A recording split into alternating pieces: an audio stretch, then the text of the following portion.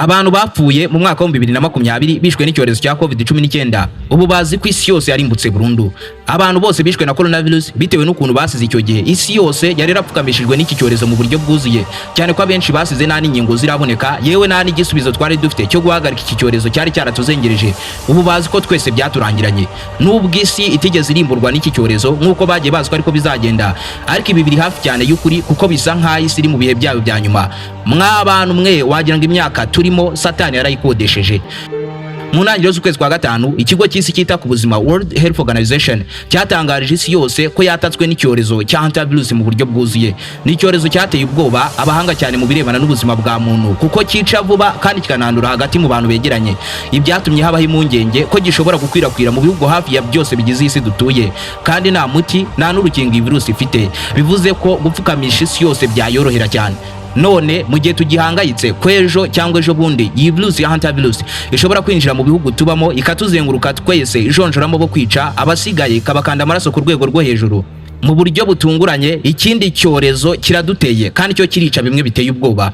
Mu gihe ubu hantavirus imaze kugera mu bihugu 12 byose, hano hirya mu baturanyi ku butaka bwa Repubulika Iharanira Demokarasi ya Kongo, igihanya kiruta umuvumo cyitwa Ebola kiri gukora umuganda wo kwica. Birasa nk'aho isi yose ubikikijwe n'ibibazo kandi byose bihuriye ku ntego imwe gusa: kutumaramo umwuka mu nzira zose byasaba ko bicibwamo. Hari ibitabo by'iyobokamana bivuga ko mu minsi ya nyuma y'isi hazabaho intambara zidashira hirya no hino, kandi hakabaho ibyorezo biremereye bimwe byo kwica bizibasira umwana w'umuntu, kimwe kivaho gikurikirwa n'ikindi kikirusha ubukana. Kuwa gatanu tariki 15 z'ukwezi kwa gatanu umwaka wa 2026, ikigo cy'isi cyita ku buzima cyatangarije isi yose inkuru mbi ko twazuye n'icyorezo cya Ebola nyuma y'uko cyari kimaze kwisasira abagera kuri 88 mu burasirazuba bwa Repubulika Iharanira Demokarasi ya Kongo gusa. Bivugwa ko iki cyorezo cyagaragaye bitinze kimaze gufata ubukana buremereye cyane kuko cyari cyanamaze kwambuka umupaka kinjiye muri Uganda, kuko naho cyahitanye abandi bantu babiri, abandi benshi bagaragaramo iyi virusi. Abo bo muri Uganda basanzwemo Ebola bari baherutse gukorera ingendo zabo ku butaka bwa Repubulika Iharanira Demokarasi ya Kongo. Ubyumve neza ko iki cyorezo isibye kuba ari umuhanga mu kwica, kinandura vuba cyane mu bantu begeranye. Ibaze ko Ebola ifite ubushobozi bwo kwica hafi 90% by'abayanduye bose. Ni ukuvuga mu bantu 10 bayanduye birashoboka cyane ko 9 muri bo gihita kibavana ku birayi bitewe n'ahantu iyo virusi yatatse n'uburyo yatatsemo. Ibituma iyi virusi iri mu mavirusi ya mbere ateye ubwoba mu isi yose. Ariyo mpamvu ikigo cy'isi cyita ku buzima cyahise kiburira isi yose kwirinda bishoboka, kuva ku bihugu kugeza ku maduka mato mato ahahiramo abantu benshi, kuko kujenjeka guto kwabaho kwashyira isi yose mu kaga. Ubu abahanga mu bijyanye n'ubuzima bwa muntu barahangayitse kubera ko Ebola yatatse kuri iyi nshuro nta muti nta n'urukingo ifite mu buryo bwuzuye. Aha ni ibintu biziramo ko tugomba gusenga cyane, nuko iyi ndwara cyangwa se virusi ya Ebola yazi Yesu uyu munsi yahereye mu gihugu cy'abaturanyi hano hirya ku marembo y'igihugu cy'u Rwanda mu burasirazuba bwa Repubulika Iharanira Demokarasi ya Kongo. Ibaze ko no mu mujyi wa Goma uri muri kilometero nke cyane uturutse ku butaka bwa Rubavu mu Rwanda naho habonetse uwanduye iyi virusi, ibituma u Rwanda na Uganda biza ku mwanya wa kabiri mu bihugu bifite akaga karemereye ko gukwirakwiramo virusi ya Ebola nyuma ya Repubulika Iharanira Demokarasi ya Kongo. Kuko imijyi yabonetsemo iyi virusi ya Ebola isanzwe ikorana ubucuruzi bwa hafi n'abaturage ba Uganda ndetse n'abaturage b'u Rwanda. Ibyo byatumye leta y'u Rwanda yo ihita ifunga umupaka ubahuza na Repubulika ya Demokarasi ya Kongo mu kwirinda ko iki cyorezo cyakwirakwira kikarenga umupaka kikinjira ku butaka bw'u Rwanda. Abanyarwanda iby'iyi virusi nibikomeza gutya biratubana bibi cyane, bimwe birenze uko benshi turi kubitekereza, kuko nimba mubyibuka umupaka uhuza u Rwanda n'u Burundi wo usanzwe ufunze, none uhuza u Rwanda na Repubulika Iharanira Demokarasi ya Kongo nawo warafunzwe kubera icyorezo cya Ebola. Umupaka uhuza iki gihugu na Uganda nawo birashoboka cyane ko akanya kariko kose ushobora gufungwa nubwo bigoye, kuko Uganda nayo yamaze kwinjirwa na Ebola mu buryo bwuzuye.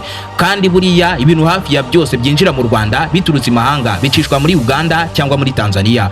Bivuze ngo gufunga umwe mu bipaka y'ibi bihugu bibiri maze kuvuga ni nko gufunga inzira cyangwa se umuyoboro unyuzwamo ibicuruzwa byiganjemo ibiribwa n'ibikoresho bitandukanye Abanyarwanda tugura ku masoko buri munsi. Muri make ubuzima bwagorana cyane mu Rwanda kuruta uko byagenze mu gihe Iran na Leta z'Ubumwe za Amerika bafungaga umuhora wa Hormuz wanyuzwagamo 1/5 bya petroli na gazi bikoreshwa mu isi yose. Bivuze ngo byanga bikunda Ebola igiye kutugaragura bimwe bikabije. None iyi Ebola iri hano hirya mu baturanyi ubu ni yabarinjiye mu Rwanda ikaba itaragaragara. Iyi ndwara ni nyabaki isi yose ihangayikiye kuri uru rwego. Ni virusi iteye ite, yataka ite, yica mu buhe buryo? Ese kwirokoka birashoboka cyangwa Niba ari ubwa mbere wari wisanzwe uri umuyoboro mugari byegeranyo mu Rwanda, icyo usabwa ni ugukanda subscribe ugafungura inzogera kugira ngo ukomeze gutungurwa no gusobanukirwa na byinshi cyane bimeze nk'ibicanganye kuri iyi si nzima dutuye. Ndi Aime Christian. Ikaze. Ese nawe uri muri bamwe bahora bahangayitse bibaza aho bakura umuvuzi gakondo utanga ubuvuzi bw'umwimerere kandi bushingiye ku bimera? Wihangayika, igisubizo cyabonetse. Habonetse umuvuzi gakondo utanga inama n'ubuvuzi ku ngo zabaswe n'amakimbirane, kubabaswe n'ibiyobyabwenge namwe abakoraho rikaka, kubivuza indwara nk'umwijima, amibe, kwabazaniye umuti wizewe kandi ukomoka ku bimera. Akarusho kandi kubivuza indwara nk'amarozi, itegano, ibigaburano, nyabingi, ibihuhirano, namwe mwashyizwe igorora. Muganga gakondo yifashisha imbaraga z'ibimera ku bafite ingano y'igitsina batishimira, haba ku bagore cyangwa se abagabo. Namwe twabatekerejeho. Dukorera mu Rwanda no hanze y'u Rwanda. Kuba ari mahanga namwe mwihangayika uko dukorana na DHR tukabagezaho imiti yacu kandi mu gihe gito cyane. Ku bindi bisobanuro bariza kuri nimero ya telefone ikurikira 0781316775 takumagara yawe hakiri kare hatatagutenguhadi. Yego ni byiza kandi birasirimutse kugura imitungo itimukanwa irimo nk'amazu cyangwa ibibanza byo kubakamo, ariko hari ubwo utekereza nyuma ugasanga waguze uhubutse, urahendwa cyangwa ugura ahantu hadahwanye n'ibyifuzo byawe. Gusa ukoranye natwe kuri iyi ngingo, ubonye aho yaguze wese amubwira ko yitomboreye, kuko ibyacu byo biba biri ku rundi rwego ndakurahiye. Twitwa Richard Commissioning Group. Nitwe banyamwuga ba mbere muri uru Rwanda kabuhariwe mu kuranga ibibanza cyangwa amazu bigurishwa, by'umwihariko mu mujyi wa Kigali no mu karere ka Bugesera, dore ko muri iyi minsi abasirimu benshi aribo bari kwerekeza kwiturira kubera ikibuga cy'indege mpuzamahanga cya Bugesera kiri guhindura byinshi mu rw'imisozi igihumbi. Yaba inzu cyangwa ikibanza uzagura kuri twe, igiciro ni gito kandi bizira ingaru, ndetse twanakugurisha ahantu haberanye n'ibyifuzo byawe. Wicikanwa n'aya mahirwe y'imboneka rimwe, yigurire mu ba mbere bigishyushye. Duhamagare cyangwa utwandikire kuri nimero 0790710296. Uwakoranye natwe Richard Commissioning Group atandukana no kwicuza.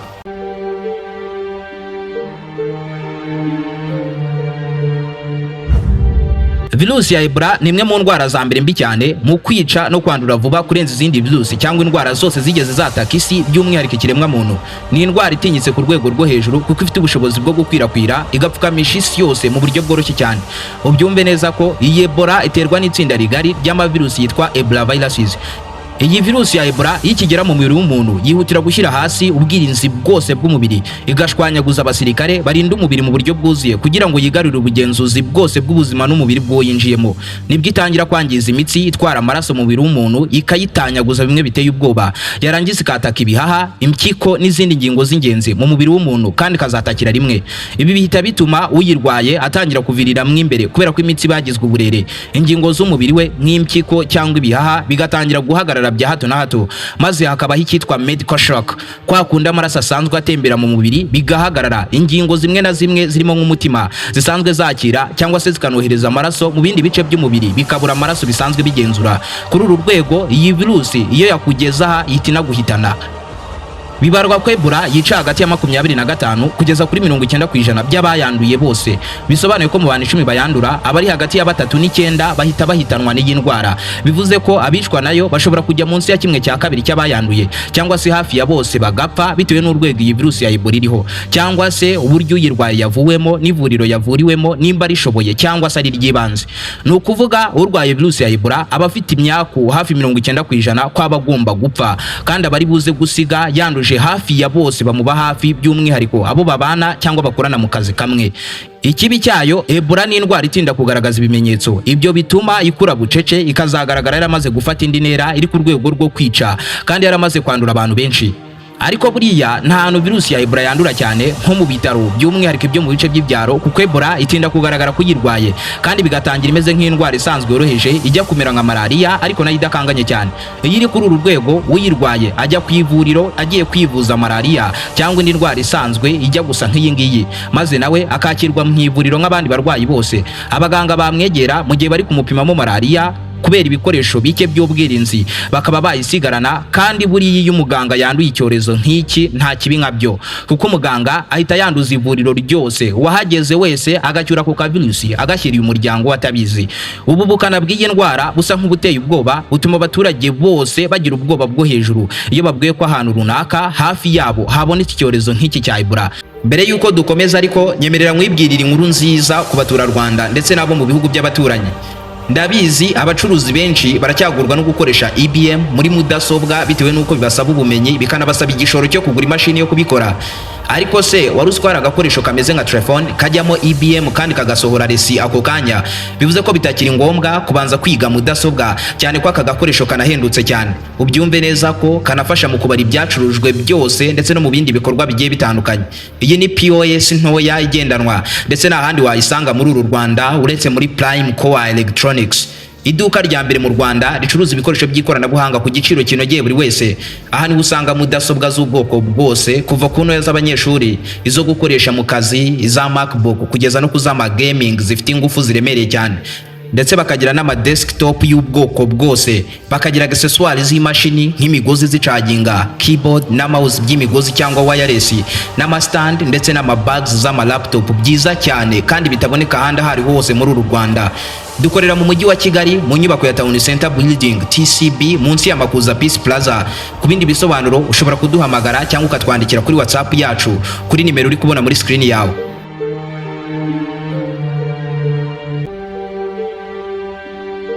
Bitandukanye na COVID-19 yandura binyuze mu mwuka, Ebola yo ni virusi yibera mu matembabuzi aba mu mubiri w'umuntu uyirwaye. Bivuze ko kuri iyi ngingo uyirwaye ayanduza undi biciye gusa muri aya matembabuzi. Igihe cyose atarutse avuye kuyirwaye akabasha kugera ku maso, amazuru n'umunwa by'uyirwaye cyangwa ahantu afite igikomere, kuko niho virusi ya Ebola yinjirira mu mubiri w'undi muntu.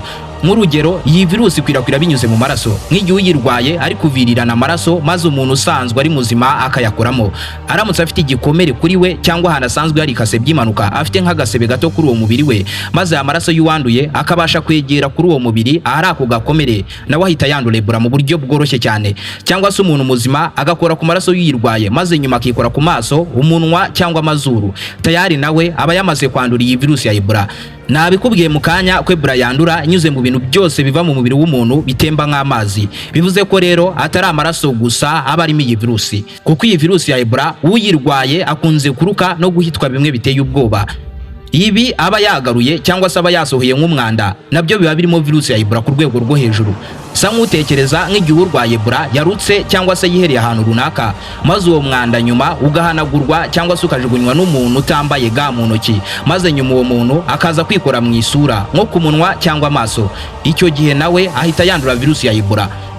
Ubundi buryo yandura hagati y'umuntu n'undi ni nk'igihe uwanduye iyi virusi ashobora kugira umuriro mwinshi, agashyuha ku rwego rwo hejuru, akabira ibyuya maze ibyo byuya bigatakara cyangwa se bigatarukira ku mubiri w'undi muntu. Ibi bikunze kuba by'umwihariko ku bantu bararana kandi bakiyorosa ikintu kimwe bose. Bivuze ko ibyuya by'umwe muri bo biroroshye cyane ko byamuvaho bikagera ku wundi bararanye mu buriri bumwe kandi byoroshye ikintu kimwe. Virusi ya Ebola inandura binyuze mu macandwe byihuse, bisobanuye ko kwegerana n'uyirwaye nawe kuyirwara ni nko kuzimya buje, kuko akanya kari ko kose uyirwaye aba ari bukorore cyangwa akitsamura, akaba ari uducandwe duke cyane dushobora kumuvaho tukagwa mu maso h'undi muntu begeranye akaba mwanduje atyo. Ibaze ko niyo urwaye Ebola ku bw'amahirwe ukayirokoka ikugumamo. Abahanga mu by'ubuzima bavuga ko iyi virusi niyo wayikira n'ubundi sigara mu ntanga ku bagabo cyangwa se amavangingo ku bagore. Mbega niyo wayirwara ukayirokoka ubu ukiyifite muri wowe kandi wayanduza undi muntu wese mwaryamana mu gihe cy'amezi 9 ya mbere nyuma yo kuvurwa ugakira. Ibi rero binatuma uyirokotse wese abaganga bamucungira hafi ngo atazaryamana n'umuntu muri ayo mezi 9 akaba yamusigamo iki kinyagwa. Ibaze ko Ebola inandura mu gihe inkari z'uyirwaye zatarukira ku wundi mubiri, by'umwihariko mu bice by'isura cyangwa se igice zatarukiyeho kikaba cyakora ku isura, ndetse no ku mubyeyi kuba yayanduza umwana we birashoboka cyane binyuze mu mashereka. Buriya iyo umuntu yapfuye yishwe na virusi ya Ebola kiba ari igihe cyiza cyane kuri iyi virusi ngo noneho ikwirakwire bimwe bikabije mu baturage, kuko nubwo uyu muntu aba yapfuye yishwe na virusi ya Ebola, iyi virusi iba ikimurimo kandi ikiri nzima, bivuze ko aba kibasha kuba yayanduza. Ubyumve neza ko akenshi iyo umuntu yishwe na Ebola mu gihe cyo kumushyingura cyangwa se kumusezera, iyo bidakoranye ubwitonzi burimo ubwirinzi bwinshi cyane, asiga yanduje umuryango wose, nawe nyuma y'agahe gato ugatangira ukamukurikira. Ibi byose n'ubundi bihuriza ku kuba umuryango uyirwaye uba uri mu kaga ko kwandura, ndetse n'abaganga yanyuze mu biganza bose nabo baba bari mu myako myinshi y'uko basiga banduye iyi ndwara, kuko ahanini nibo baba baramwitayeho igihe kinini, bakita ku mwanda wose aba yariherereye, akaba yabanduza binyuze mu macandwe cyangwa se amaraso n'ubundi buryo bwose nakubwiye mu kanya. Iyo umuntu amaze kwandura virusi ya Ebola kuva ku munsi wa 2 kugeza ku munsi wa 21, ubwo ni ibyumweru 3 nyuma yo kwandura, muri ibyo bihe byose agaragazamo ibimenyetso byoroheje bijya gusa nk'iby'indwara zisanzwe, birimo nk'umuriro ukabije, gucika intege, kurwara umutwe, kuribwa mu nyama z'umubiri no kubabara mu muhogo. Iyi virusi imaze kuba mbi cyane, uyirwaye atangira kuruka, agahitwa, uruhu rwe rukazaho ibibarabara cyangwa se rugatukura cyane, akaribwa n'umutwe bimwe birenze ibikabije, akaviriramwo imbere ingingo z'umubiri we kandi z'ingenzi cyane zigatangira kwangirika. Ubyumve neza ko kubera ubugome bw'iyi ndwara ikigera mu mubiri ihita itanyaguza imitsi yose y'umubiri itwara amaraso, bituma uyirwaye atangira kujya ava amaraso mu ishinya bya hato na hato, maze uyirwaye agatangira kwihagarika umwanda urimo amaraso, akaruka ibirimo amaraso, kandi amaraso akava mu mitsi agatangira gukwira hose mu mubiri. Ibaze ko niyo umuntu arokotse iki kinyagwa mu gihe yavuwe neza kimusigamo imvune z'uburwayi bw'amaso, akagira icyitwa mental trauma, ihungabana muri we, akagira utubazo twa hato na hato two kwibagirwa, akajya babara mu ntege aho amagufa ahurira, kandi akagira gucika intege cyane. Icyiza cyonyine gihari ni uko uyirwaye bishoboka cyane ko yavurwa agakira bitewe n'urwego biriho, n'ubwo yasigarana n'izi mvune zose. Ariko se iki kinyagwa cy'iki Ebola ubundi gikomoka ni gute cyisanze muri twe kiri kutwica kuri uru rwego?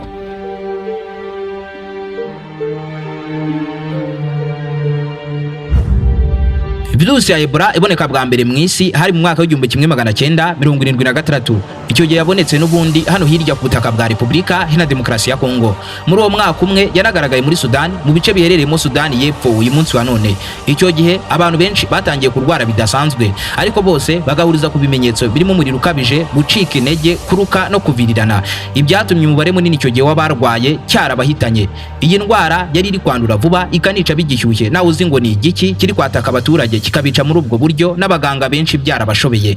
Bwa mbere igaragara yagaragaye mu giturage kiri kure cyane mu majyaruguru ya Repubulika Iharanira Demokarasi ya Kongo, ku mugezi witwa Ebola, ari nayo mpamvu iyi virusi bayitiriye uno mugezi. Bwa mbere iyi virusi ya Ebola yagaragaye hagati mu kwezi kwa 8 n'ukwezi kwa 11 ku mwaka w'1976 mu gacyaro kitwa Yambuku mu karere ka Mongala, hakaba muri kilometero 1098 mu cyerekezo cy'amajyaruguru uturutse Kinshasa mu murwa mukuru w'iki gihugu. Umuntu wa mbere wagaragayemo iyi virusi ya Ebola ni uwitwaga Mabalo Lokera, wari umukuru w'ishuri ryari muri ako gacyaro ka Yambuku. Bivugwa ko uyu mugabo mu kwezi kwa 8 k'uwo mwaka w'1976 yakoze urugendo rw'ubutembere mu bice by'amashyamba biri hafi cyane n'umupaka uhuza Repubulika Iharanira Demokarasi ya Kongo ndetse na Central Africa. By'umwihariko ariko ngo yatembereye cyane hafi y'umugezi wa Ebola ureshya na kilometero 250 z'uburebure, nawo kandi uherereye mu majyaruguru y'iki gihugu cya Repubulika Iharanira Demokarasi ya Kongo. Uyu mugabo nyuma y'uru rugendo yaje gufatwa n'indwara isa nka malaria, ahita yihutira kwa muganga, n'ubundi bamuha imiti isanzwe ivura malaria arataha. Ariko aho gukira ku tariki ya mbere z'ukwezi kwa 9 yagarutse muri ibi bitaro bimwe n'ubundi yari yarivurijeho mbere muri aka gacyaro. Bwo ariko agaruka yari afite ikibazo cy'umuriro ukabije. Icyo gihe abaganga bamuhaye imiti igabanya umuriro, barangije banamutegeka kuruhuka bihagije. Arangije arongera arataha. Nyuma y'iminsi 4 gusa avuye kuri ibi bitaro ku tariki 5 z'ukwezi kwa 9, uyu mugabo yaragera arwara, araremba bimwe biteye ubwoba, bigera ku rwego rw'uko yatangiye kuvirirana amaraso muri buri gace kose k'umubiri kariho umwenge. Atangira kuruka, arahitwa, mu gatuza hakamurya bimwe biteye ubwoba, umutwe uramwataka, umubiri wose urashyuha ku rwego rwo hejuru. Gusa ubwo buribwe bwose ntiyabutinzemo, kuko nyuma y'iminsi 3 gusa ku tariki 8 z'ukwezi kwa 9 uwo mwaka iki gihanya cyahise kimuhitana. Uyu kishe bwa mbere yasize yanduje abo babanaga bose na benshi mu bitabiriye umuhango wo kumushyingura, ndetse ahantu ibintu byabire bibi cyane nuko yasize iki cyorezo mu ivuriro yari yivurijemo mbere bazi ngo ni malaria. Icyo gihe kubera ibikoresho bike by'ubwirinzi byari muri iri vuriro yari yivurijemo, byatumye yanduza bamwe mu baganga, kandi icyo gihe muri iryo vuriro kuko ari n'iryo mu cyaro ntabwo ryari rifite ibikoresho byinshi byo kuvura bihagije, kuko urushinge bateraga umurwayi umwe ni narwo bakoreshaga kundi murwayi uri buze kumukurikira, kuko muri ibyo bihe washoboraga gusanga ivuriro nk'iri rifite inshinge nk'eshatu gusa bakoresha ku barwayi bose. uku gukoresha kenshi inshinge nk'uku kwahise kwihutisha iyi ndwara cyangwa se virusi ya Ebola yinjira hafi mu bantu bose bari bivurije muri ibyo bitaro nyuma y'uko uyu mugabo yari yahivurije mbere afite virusi ya Ebola muri we. Nyuma y'igihe cy'iminsi mike iki cyorezo cyagaragaye mu ruganda rutunganya ipamba muri Sudani y'Epfo. Icyo gihe abakozi bose barwaye bitunguranye, bose ariko batakwa n'ibimenyetso biri mu byo nakubwiye mu kanya nk'umuriro, gucika intege no kuvirirana amaraso bya hato na hato ndetse n'ibindi bigiye bitandukanye. Icyo gihe nabwo aba bakozi b'uru ruganda bahise banduza abaganga bose bagerageje kwivurizaho bazi ngo ni malaria. Nibwo umuryango mpuzamahanga wita ku buzima wahise utangariza isi yose ko yatatswe n'umwicanyi utari wakamenyekana. Virusi yari iri gukwirakwira vuba ikica by'umwihariko hagati mu miryango ndetse na benshi mu bakoranaga mu kazi kamwe, kandi icyo gihe nta muti nta n'urukingo byari bihari bya Ebola virus ndetse nta nubwo bari bazi amakuru menshi kuri iyi virusi yari yabatase ya Ebola. Ibaze ko icyo gihe muri Repubulika Iharanira Demokarasi ya Kongo handuye abantu bose 318, muri bo 280 gihita kibahitana. Icyo cyari igipimo cya 88 cy'abayanduye bose icyo gihe. Muri Sudani y'Epfo ho handuye abantu 284 yicamo 151, icyo kikaba igipimo cya 55%. Bivuze ngo muri uwo mwaka w'igihumbi kimwe magana cyenda 1976 handuye abantu bose hamwe 602 hapamo 431. Ibyatumye Ebola iteza impagarara n'ikikango mu isi yose icyo gihe kubera yicaga ku kigero cyo hejuru. Buriya Ebola nayo ni indwara ibarizwa mu muryango w'izitwa zoonotic diseases. Izi zikaba indwara ikiremwa muntu dukomora ku nyamaswa mu buryo bwuzuye kuko ziba zisanzwe zicumbitse muri izo nyamaswa, zikabana n'amavirusi cyangwa indwara imyaka n'imyaka, ariko izo virusi isibye kuba mu nyamaswa nta kindi zazitwara kibi, ahubwo izo virusi zikaba mbi cyane mu gihe zinjiye mu mubiri w'umuntu. Abahanga mu by'ubuzima rero bo bavuga ko Ebola yibera mu ducurama, ariko two nta kinebora igidutwara nubwo ibibitse no virusi imyaka n'imyaka. Iba mbi cyane iyo ivuye muri utu ducurama ikinjira mu mubiri w'umuntu. Umuntu ashobora kwandura ino virusi ariko ku nyamaswa, by'umwihariko ku bantu bibera mu bice by'amashyamba y'inzitane, aho abantu bahiga inyamaswa bashaka inyama zo kurya cyangwa kuzikuraho uruhu ngo barukoremo ibikoresho bigiye bitandukanye. Iki gihe abantu bahiga bashobora kuba bakora ku nyamaswa yapfuye ifite ino virusi, bagakora mu maraso yayo cyangwa se bakarya inyama z'iyo nyamaswa. Icyo gihe hakabaho kwandura ino virusi mu buryo bworoshye cyane kuko inyamaswa zose zihigana cyangwa se zibana bya hafi n'uducurama, inyinshi muri zo ziba zaranduye ino virusi ya Ebola nubwo nta kigizitwara. Iyo zishwe rero n'abahigi nk'aba bakazikoraho uko biboneye, bazivanaho icyago nk'iki bakagikwirakwiza mu isi yose. Ari nayo mpamvu uzasanga Ebola niyibonetse iboneka mu bice by'amashyamba y'inzitane ari mu ruhurirane rw'inyamaswa, by'umwihariko ubucurama, ya mashyamba baturanye n'ubucyaro bwa hato na hato butuyemo abantu, bisa nkaho ubuzima bwabo bwa buri munsi babubanamo n'inyamaswa zo mu gasozi bahigana nazo, kuko ibyo bituma habaho ibyitwa spillover. Virusi ikaba yava mu nyamaswa ikinjira mu mubiri w'umuntu. Sa nk'utekereza uburyo byoroshye kurwara Ebola ku muntu.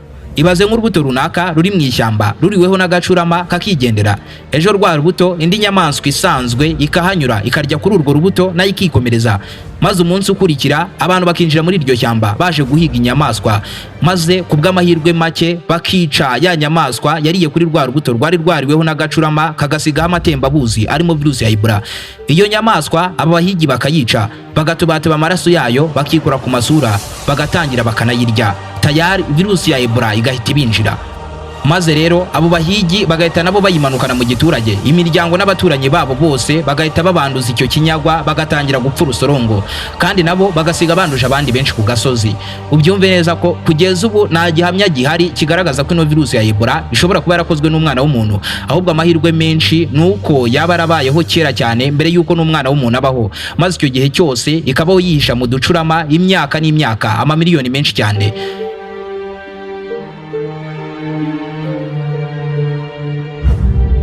Mu mwaka wa 2014 kugeza mu mwaka wa 2016 nibwo bwa mbere mu mateka Ebola yabaye mbi cyane mu isi kurenza ikindi gihe cyose. Icyo gihe Ebola yatatse mu bice byo mu burengerazuba bwa Afurika mu bihugu birimo nka Guinea, Liberia na Sierra Leone.